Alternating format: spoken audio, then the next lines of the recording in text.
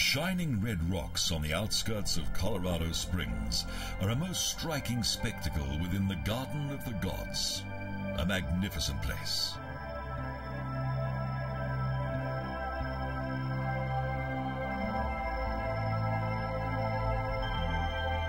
The huge red sandstone rock formations rise to a height of up to 150 meters.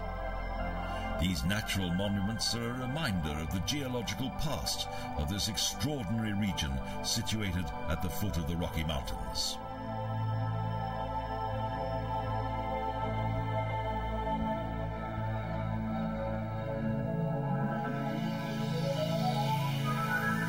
The Garden of the Gods also features traces of man, as it was known to the Native American Indians many centuries ago.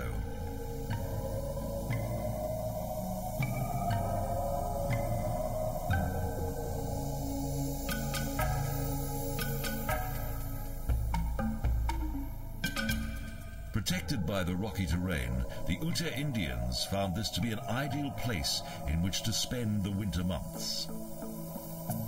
The tribe's winter camps existed here up until the late 19th century.